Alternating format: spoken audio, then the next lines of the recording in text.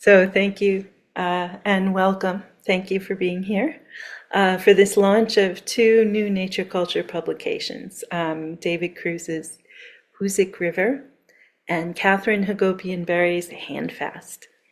So Nature Culture has published 9 books this year, 29 in total, so please check those out on the website, which will be in the chat. We also have a small announcement as far as events go. Our next is an environmental writers retreat, cross-border conversations in Montreal, January 19th through 25th. So I'll add a link for that too in case any of you are environmental writers. Also in the chat will be information about how to purchase these books.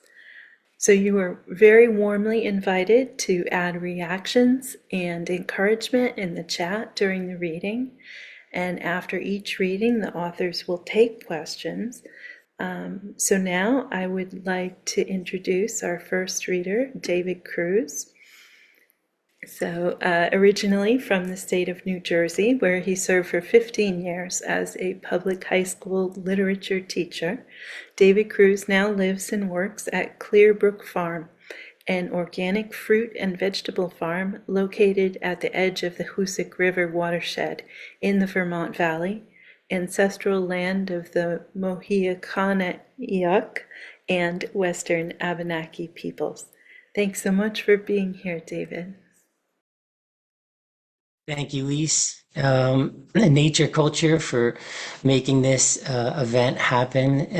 And Kate, it's really an honor to share in this space with you too. And I'm looking forward to hearing your poems. And before I begin reading from the book, I wanted to share a little bit about how this poetry came to be, because it did so kind of just by happen chance. And, it's curious sometimes to me how work can just sort of fall into your world. So a few years ago, I got a message from from a member of the community who had sent a post about the Hoosic River Watershed Association, or HURA. They had a call for artists, and they were looking for writers and musicians to collaborate and make work about the river. And they were going to hold this big event over the summer where everyone would come and perform. So it just so happens that at the time I was working on some poetry and percussion improvisations with one of my field mates, Daniel O'Connor. And so I asked Daniel if he'd be interested in making a piece for this event, and he said he would. So we kind of got to it and started working on that. The first thing I did was visit the Hura website and try to learn a little bit more about their organization. Hura is based in Williamstown, Massachusetts. They are basically, they describe themselves as a citizens group that looks after the river. And what they do is they're involved in habitat restoration, conservation, education, and stewardship to try to build a healthy river ecosystem. And so I'm poking around the website, and I found something that I thought was really interesting, which was they wrote, a lot of times when people talk about where they're from, they talk about the town or the state where they come from. But why not the watershed? Considering that water connects us all so intimately. And I remember that seemed very curious to me. I was very interested in that. And so my next step was I wanted to go learn more about the organization. I wanted to go visit them. And so I reached out to Ariana Collins, who's their executive director. And I went down to Williamstown, and and she provided me with a free map of the watershed, which I think is kind of a lovely thing that they offer this. And I'm obsessed with maps, so I was overjoyed at this. And if you can see here, what's really interesting is that you can follow the outline of the watershed, and you can kind of see all the places and towns and that reside here. And of course, I was really getting inspired to do so much more than just this original uh, plan that we had to make one poem and one percussion piece together. Um, the journey of the Hoosic River is pretty interesting. It's one of the few rivers in the region that flows north and west to reach the sea. Most flow south and east. The river begins on an east shoulder of Mount Greylock, which is the highest point in the state of Massachusetts. It begins at Cheshire Reservoir. It flows north through Adams into North Adams. It picks up the north branch of the Hoosic. It hits the Hoosac mountain range and bends west toward Williamstown. It picks up Green River, hits the northern ridge of the Taconic Mountains, and begins to snake away northwest from Massachusetts through Vermont into New York. At that point, it picks up Little Hoosic River. It turns northward and begins to snake away through Hoosic Falls. It then bends north and west, picks up the Walloomsac River, picks up the Owlkill from the north, and then picks up Tomahawk Creek, and then makes a slow, steady bend west until it reaches the Hudson River, which is about a 70-mile journey.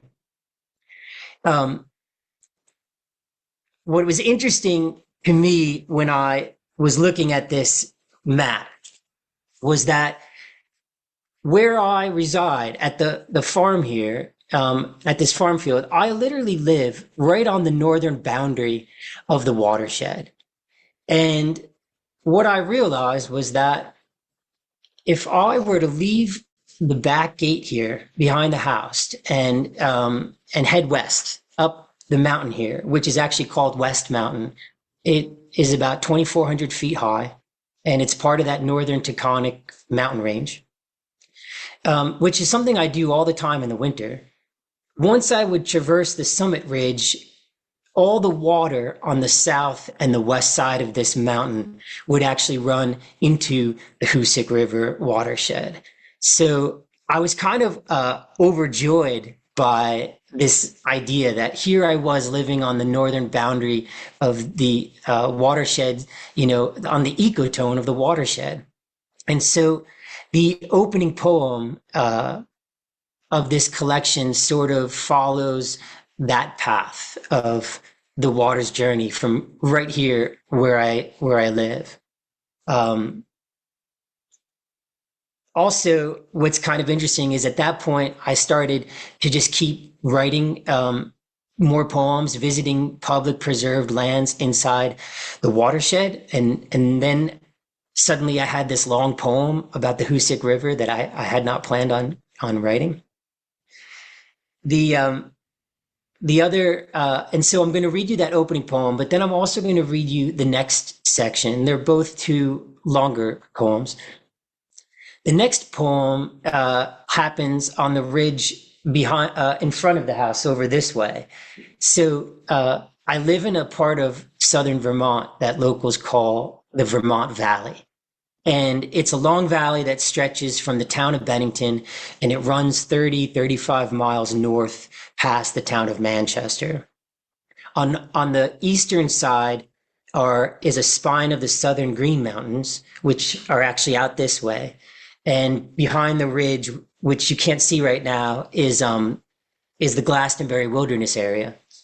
And then behind the house over here are the northern Taconic Mountains. And so there's this fertile valley that I live in and where our farm is located. Most likely this land was shared hunting grounds for Muheokoniok peoples coming up from the Hudson River Valley, and then Western Abenaki tribes who would be coming up from the Connecticut River watershed. And sometimes when I look at this incredible geology here, I imagine what a fertile, like lush land it must have been with huge animals, like huge game, right? Wolves and, perhaps big ungulates running around here. And so it's a pretty special place that I've called home now for a few years. And so I'll read the opening two poems, one on either side of this ridge. This is the book, Hoosic River. Thanks to Lise and to NatureCulture for helping to produce it. Um, One thing I wanted to say is that the book is dedicated to Hura and their work to protect the river. And I'm actually donating all the proceeds of every book sold. So $20 of every book will go in donation to Hura. And so far, the book's been out for a little over, say, a month and a half, and we've already raised $1,245, which sometimes feels like a drop in the bucket, because there's a lot of work to do, but it's kind of great and to see the support. A lot of you lovely people out there have gotten books already, and I really appreciate that. And hopefully this sort of local grassroots project will continue. I'll keep working on it. There's a lot of readings that are coming up from this fall into next spring. And I guess the last thing I should say is if you want to get a book, you can order one through my website. And I think Lise might have put the link in the chat. Okay. I think maybe it might be nice to read the dedication and the two epigraphs to the book. And then I'll read the first two sections that are called North Corridor and East Corridor.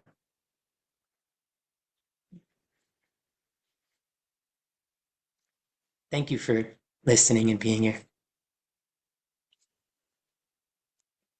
This Hoosic River poem cycle is dedicated to the Hoosic River Watershed Association, a nonprofit citizen group that looks after the river.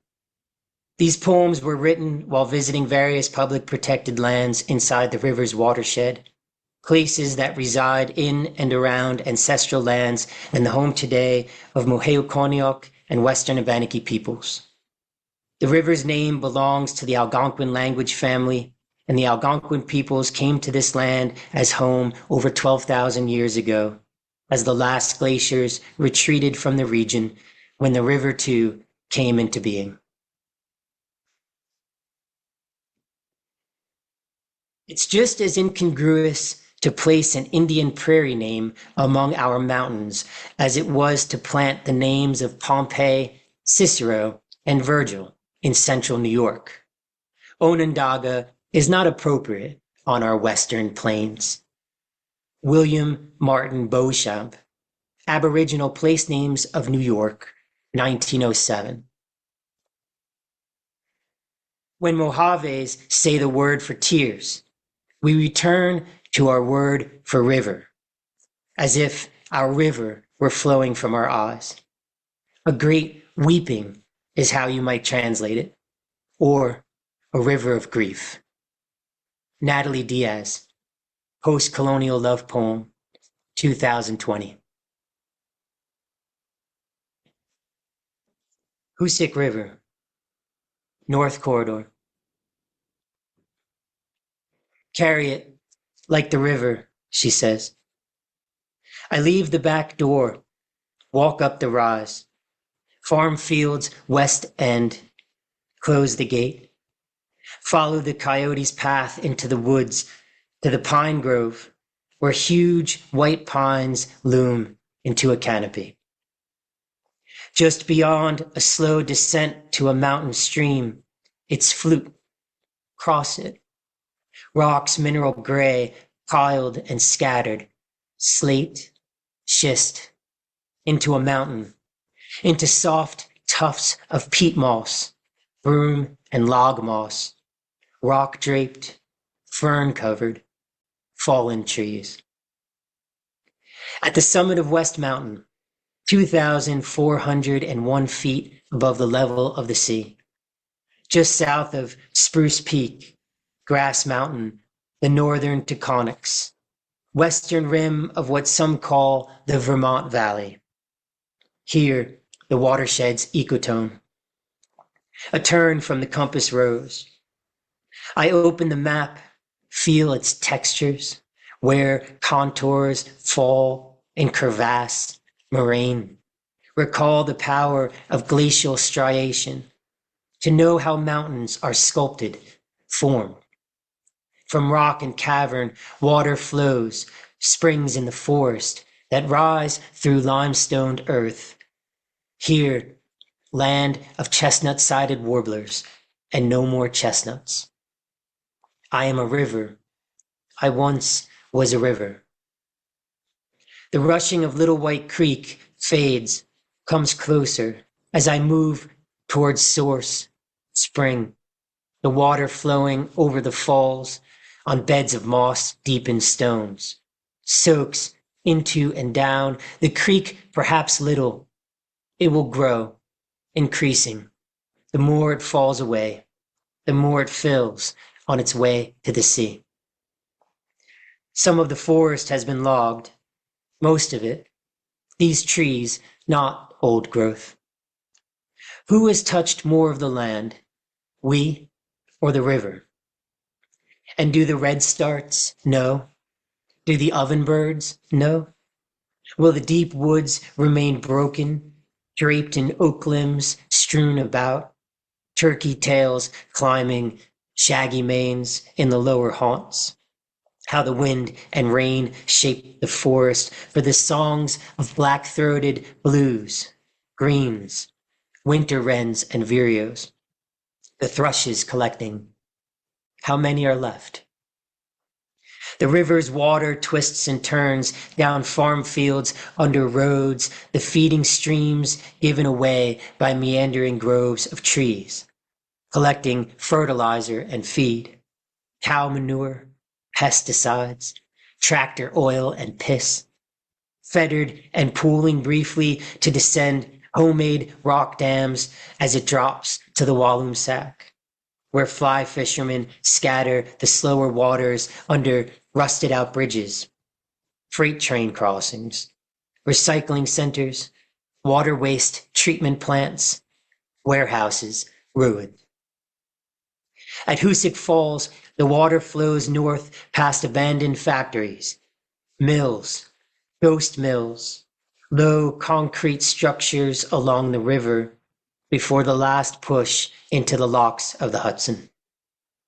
Locals speak of a spot where, back in the 70s, the land was mined for gravel before protests shut the company down. Moses Farm, the land now called, at the terminus of the Owlkill, a confluence where rivers gather. And stories say once was an intertribal meeting place at the meeting of the waters.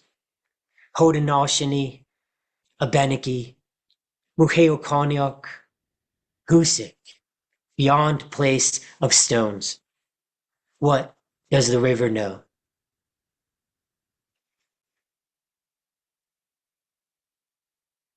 East Corridor.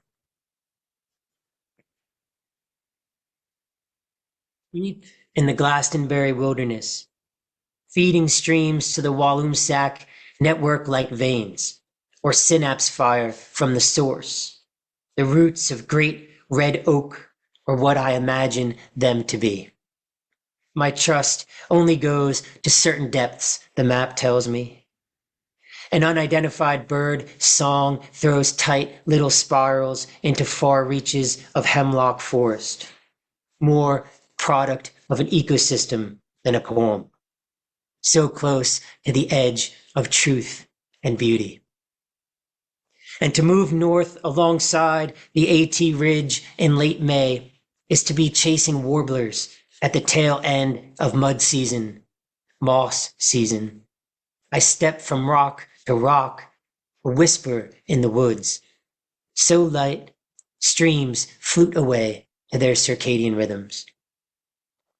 On the trail to Bald Mountain, a sitting rock at the meeting point of deciduous conifer forests, a meditation spot on eco tones and life.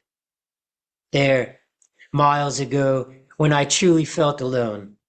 Before this chorus of rattle, scree, and jive, sweet, sweet zoo, Blackburnian, pine, myrtle, the flies thick and heavy in feel. They are dying, a friend once said to me. You know, each year there are fewer and fewer. They don't come back. Here, at the highest point around, is to visit too with ravens. Their calls will alert Bedrock, the West Ridge Trail to the fire tower on Glastonbury, chart the high elevations that scape the eastern boundary of the watershed. And even in late spring, it already feels dry. And these birds, these trees, what will happen to the rivers we know? Thank you for listening and being here. Um, that's the opening two sections, and there's a little bit more to come. So if you're interested, please check it out. Oh, that's wonderful, David. Thank you so much for that Sure. beautiful reading. Um, Thanks, Maybe Liz. I'll take the spotlight off so we can see everybody. If someone has a question or a comment that they'd like to make, just either raise your real hand or your Zoom hand. Kate, you can go ahead if you like with your question. Oh, I can go in all sorts of ways. So to me, the magic of a poetry reading is you walk in individual, right, from your own place and your own place of being. And what the poetry does is it forges these mysterious links between us. And the magic even works on Zoom. So I did not know what David was going to read before I listened to him today. And of course, I was delighted because the poems he's reading are going to connect to the poems that I'm reading in all sorts of interesting and surprising ways. And part of what I wanted to do was invite you as you sit to participate in this with us. Feel free to drop a word in the chat about how you are feeling or what you are searching for or something that is on your mind. So David and I can find poems for you as we continue our reading today. Like Yeah, I think it's better when we're all in it together.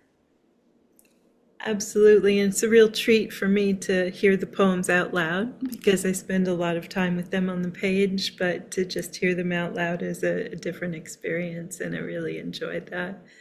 I mean, they change in the room and they change with who gathers in the room. And I think that's part of the synergy. I feel like we've been on a hike. It's lovely. Well, perhaps there'll be more thoughts, after Kate does her poems as well. So let me just introduce you to Catherine Hagopian Berry, who is our second reader. She is the author of Mast Year from Littoral Books, Orbit from Toad Hall Editions, Land Trust from NatureCulture, and now Handfast from NatureCulture. So, Catherine has appeared in multiple anthologies, including Writing the Land anthologies, many literary magazines, including Cafe Review, Swim, and Feral, and in the Portland Press Herald and on Maine NPR. So, welcome, Kate, and thank you for being here. Oh, thank you, Lise, and thank you, David. Um, I wanted to just sort of immediately launch in off of David's comment, like, why don't we talk about the waters, right? When we talk about where we're from. And I am from what is now known as Bridgeton, Maine, land cherished by the Abenaki, Wabanaki, and Pequawket people of Maine. And the weird part about being in this place is we actually do all talk about where we are on the water. We're known as Bridgeton on the lakes, and you sort of place yourself with your lake. And so I live on Beaver Pond, which is one of the feeders into the Saco River, a river that claimed my heart way before I moved up here. If you go all the way back to Master, I've been writing poems to the Saco River pretty much from the go. It is tragic and haunted and furious and potentially redemptive. And I love every inch of it. And right now it is dry because we are in a pretty severe drought, sorry. So, and doubt. So maybe our words will water the rivers as we read. Um, the genesis of Handfast is it is a book of unexpected and untraditional love poems, which happened because I was talking with a colleague and dear friend about her book of love poems, and I was like, well, I don't know. I really struggle to write love poems. And so of course that's all that happened the second I said that. And they're not traditional love poems. Occasionally one is, but they're more about the relationships we forge with each other.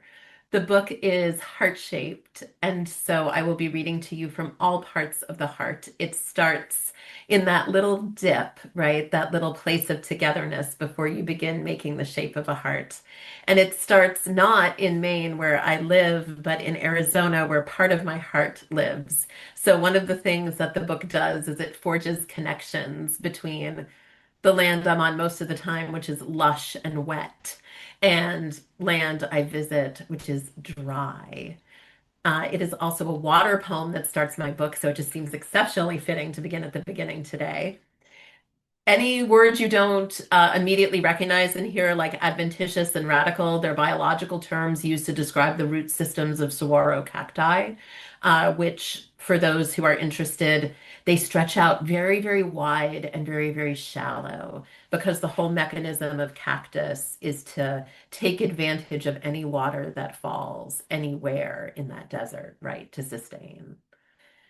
So, the first poem in Handfast is called What the Rain in the Desert is Trying to Tell You. Everything is allowed to thirst.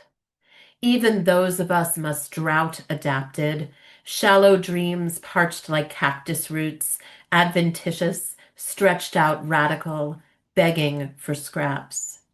We have made our bodies home for birds, our fruits enjammed, our bones harvest, your ladders, sometimes even your canes. Daily I offer this hollow trunk for drinking a reservoir of self. Tomorrow, like desert quail on the flooding patio, like filling cisterns, rain-rushed arroyos, rivering down a waiting channel like oxygenated blood. So lay all the dry rocks, nest your old bones, name them tender names. Impossible to predict when living water comes. Colors you have no name for, just movement, the dance a joyful creature makes when life is short in season. So in remnant, in river sand, trace your bruised fingers, your bit down nails. Bee-wing, butterfly, hummingbird, treasure hoard, the clouds gather hopeful shadows on the long horizon. Make ready, they say. Make ready and wait.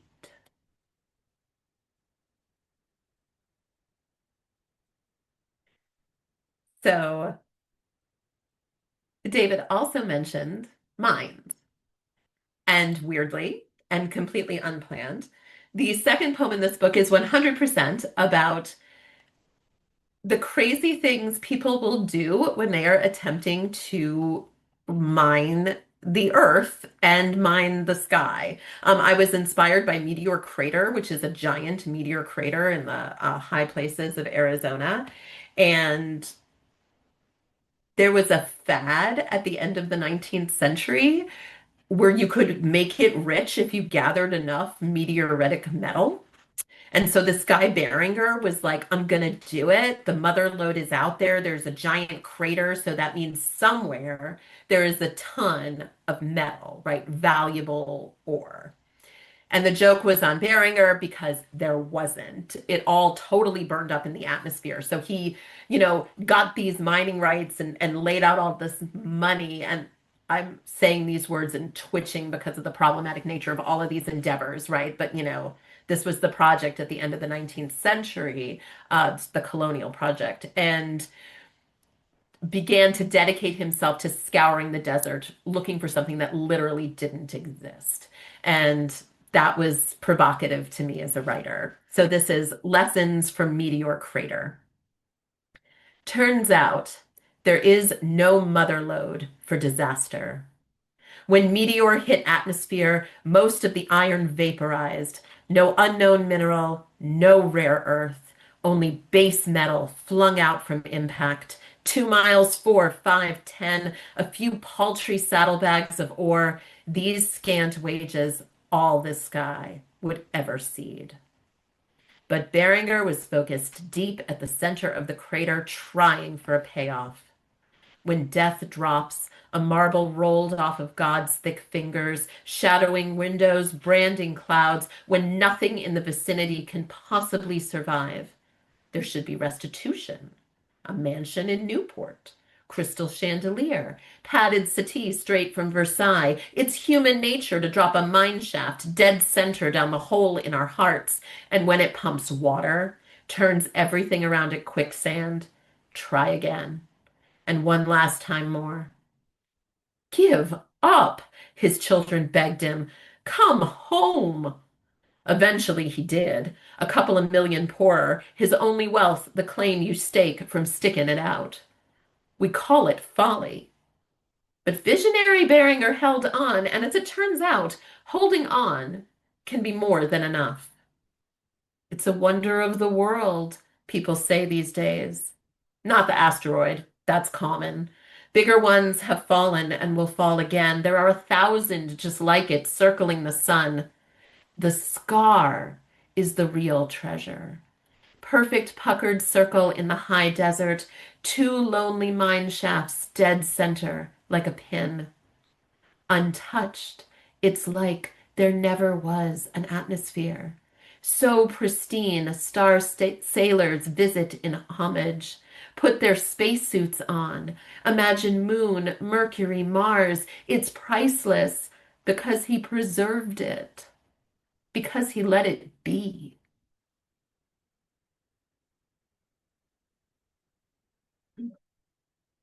Okay.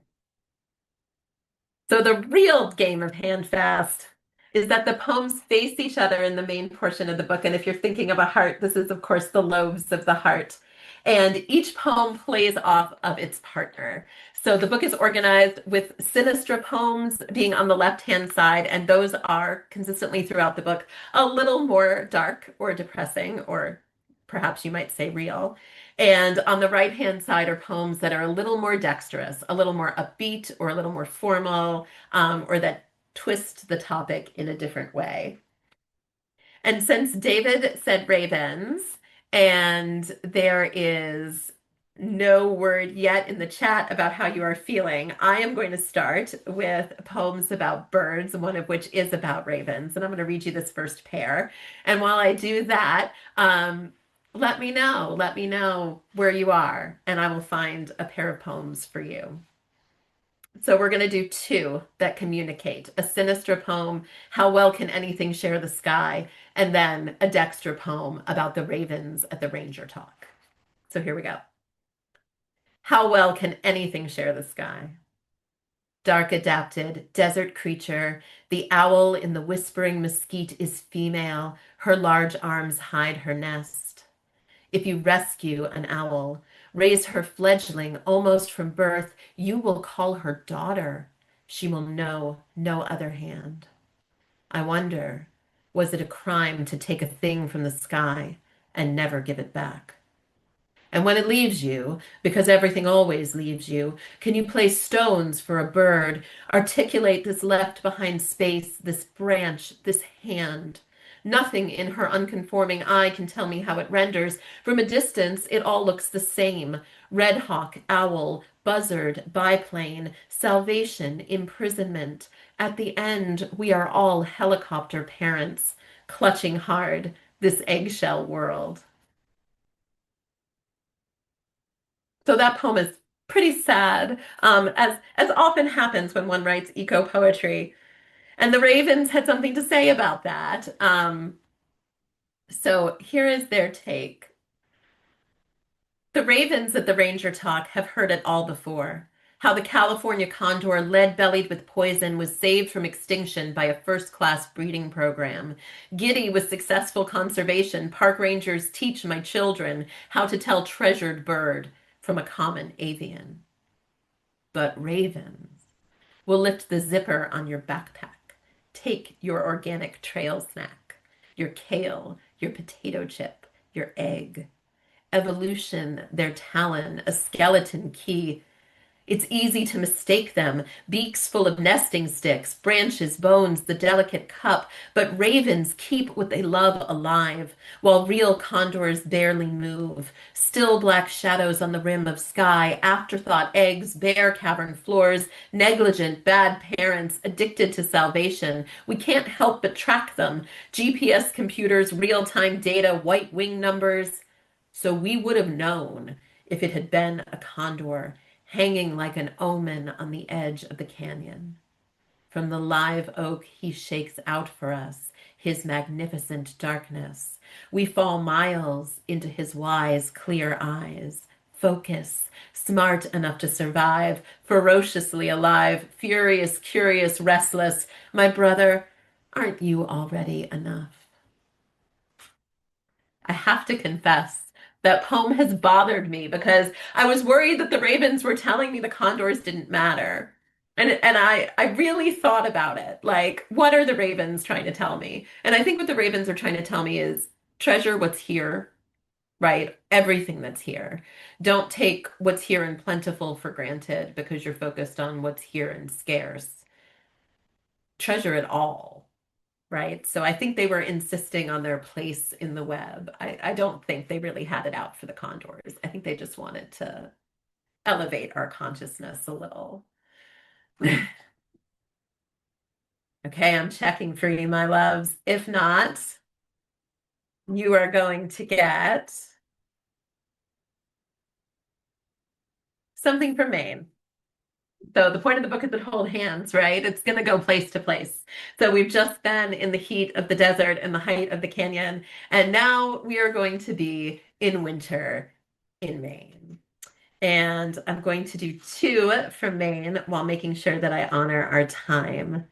The first, the sinister poem, is a list poem, Tips for Surviving Another Recession. And then it will be matched by a poem on the right because I am experiencing my very first snowfall and I am already tempted to put up my Christmas tree. So the dexterous poem is When the Last Light on Our Christmas Tree Died. So we're going to go sinister and dexterous. The first, tips for surviving another recession. 1. Cancel Netflix, Paramount Plus, Hulu, Disney. Switch from Whole Foods to Trader Joe's. Get a rewards card. Start to coupon. Cancel karate. Cancel ballet. Stop dining out. Find 3 cobalt blue glasses at the Goodwill to replace the ones you cracked. Pay half price and feel a miracle. On the glasses, someone has carved leaves. When light catches them, there are blue trees on all our walls. Switch from Trader Joe's to Market Basket.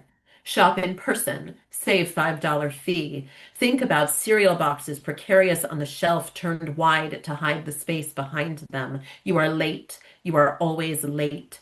Bake your bread. Bake your birthday cake. Stop baking. Switch from Market Basket to Walmart. Run from store to store as your mother did until all it starts to cost you is sleep. Numbers sound in your brain like barcodes, like the change no one has anymore. Turn off the lights in empty rooms. Turn off the heat in empty rooms. Turn the water heater to hybrid. Who needs a long shower when there's never enough time? Turn off heat pumps. Wood will do. Wood will never fail you. Watch frozen trees. Think it all gets worse. Shake out the Christmas wreath you should have replaced last year. Calculate the cost of each fairy light. Know you need them. Something small, full of hope, shining.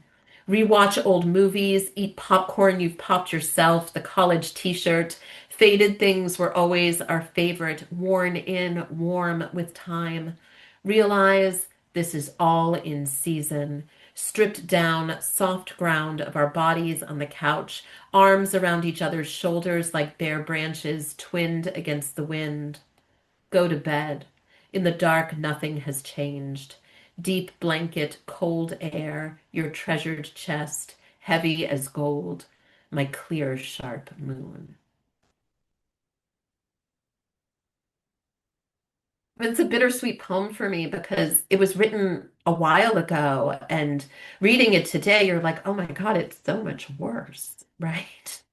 And I feel fortunate that our family is not dependent on SNAP benefits right now. But reading this, I think, just makes me conscious of like what this list would look like if you were. And I think the Dexter poem provides an argument that's a counter argument for some of the narrative out there these days, which is sometimes people need beautiful things to bring them joy, right? So this one is called When the Last Light on Our Christmas Tree Died, an invitation to find your own beautiful things. When the last light on our Christmas tree died, it flickered like a collapsing sun. Azure blue, color of robin egg, newborn baby eyes spring, and I was left holding a bouquet of plastic branches, the fireplace, the living room, the world all dark. There was the despair of new Christmas trees. There were LED lights on sale, but what can match the incandescence of memory? All I could do was tough it out, hands forever scraped on dead wire clusters, the body of what once were stars.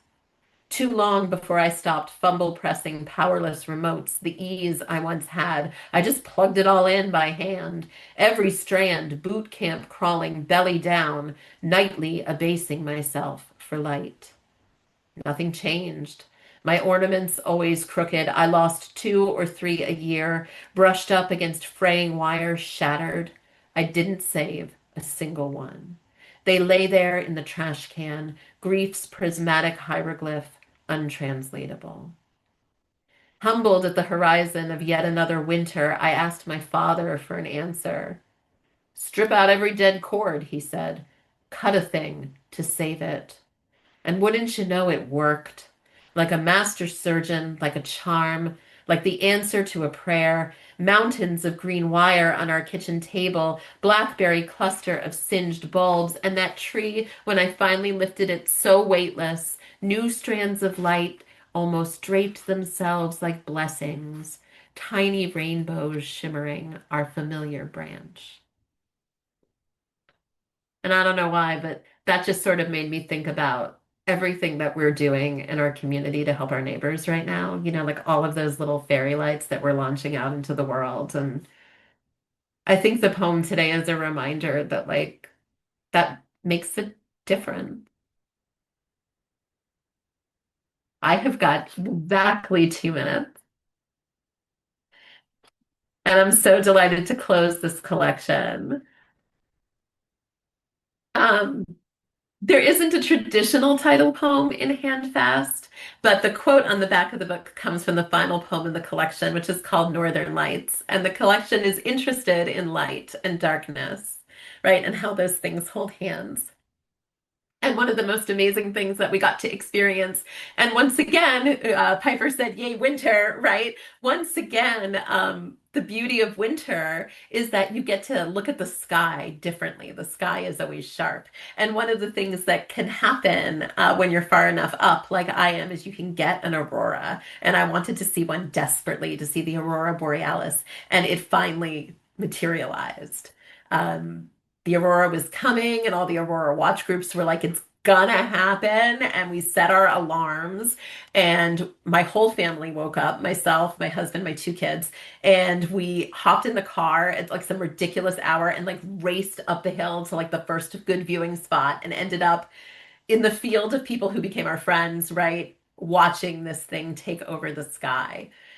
And so the final poem in the collection is, of course, a main poem. It is Northern Lights.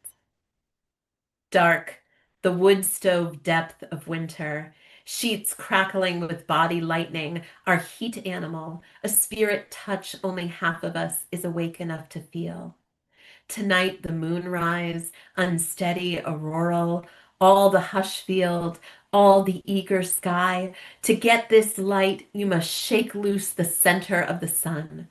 To get this light, you must patiently wait.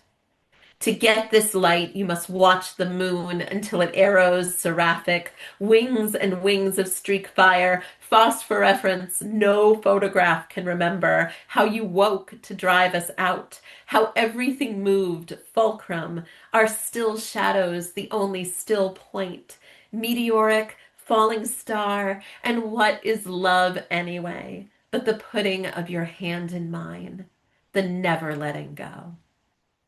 Thank you. Thank you, David and Lise and Nature Culture for this beautiful book. And thank you all who are listening. Thank you. Thank you, Kate. This has just been beautiful. Um, we have almost 15 minutes, and I'm hoping that the audience would like to either comment or request poems, but if not, I have some small requests of my own. So, David, get ready. I want you to read the very end of your book, starting with the nothing in the world is as soft and yielding as water.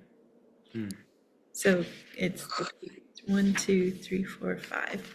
5 in. And then, Kate, I have a similar request for you, but maybe we could start there. And then some people have a question. Okay. I think you mean a question for David. Oh, yeah. Okay. Someone wants a poem about spring, and I got another, one. and Lisa has a question for David. I love your emphasis on watershed geography. I wonder, when you were writing, did you want to include or exclude people from the poems? So you can address that, and then maybe read the water thing first, and then address it. Whatever makes sense. Lisa, thank you. Well, first of all, Kate, wonderful reading, and thank you for sharing the space. I loved your playfulness starting things off and talking about the sort of, synergy that could happen even on a Zoom reading like this. And I think sometimes with these Zoom readings, I have a hard time like letting myself go like I would perhaps in person. Those of you who know me, I can be quite silly and playful. And so I appreciate you and your efforts to kind of bring everyone here, together and out of our virtual shells. um, Lisa, thank you for the question. I think the question is, I love, I think it's a great question, and it actually speaks a little bit, Lisa, to the um, the struggles I think I had with putting this book out into the world. It's it's like roughly a 50-page poem and the lines are really short.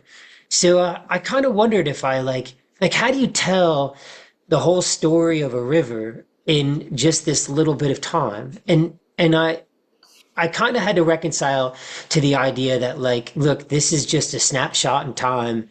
It's just a start, and maybe there'll be more to come.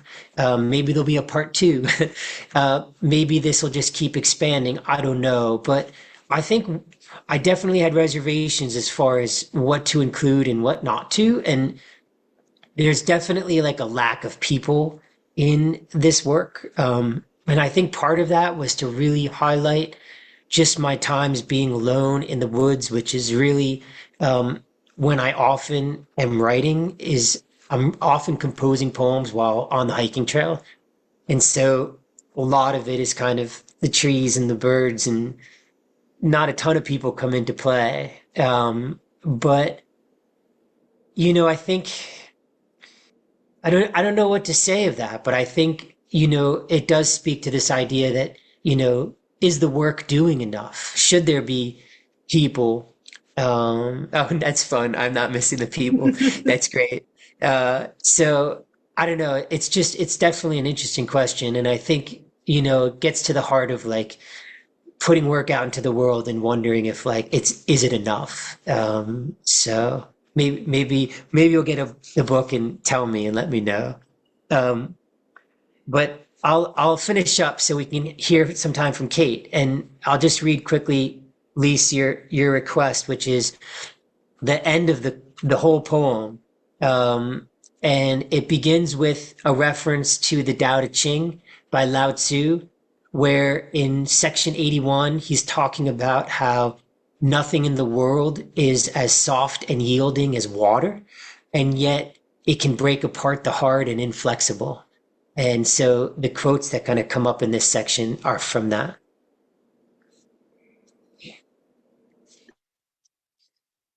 Nothing in the world is as soft and yielding as water.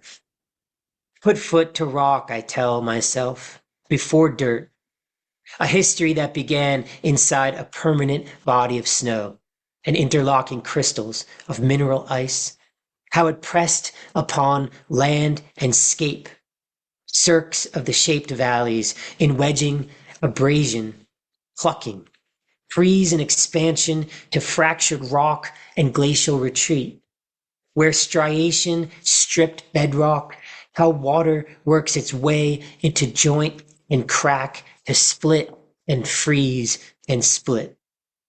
For most northeast rivers run south and east to the sea. Yet for dissolving the hard and inflexible. Bring me the filling pools falling in fern-covered eddies, peatland fens. Let me wash the dried mud from my tired legs, cup cold clear water, wet my face, bathe in warm sun like one who knows of pain. The words elude me.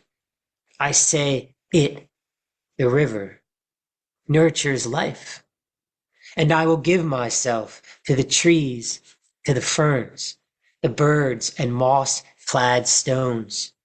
Stand in a beyond place before time, and I am breathing, and we are alive.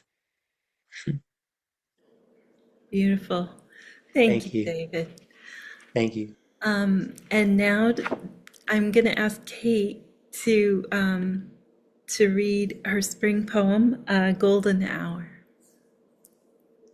My favorite part about this is, oh, let me make sure I have your name. Piper had asked a poem about spring, and I was like, oh, I know just what I want to read to close out a reading. And then Lisa's like, read this poem. And of course, we had landed on exactly the same poem. So this is Golden Hour. Um, Golden Hour. This year, the forsythia is yellow.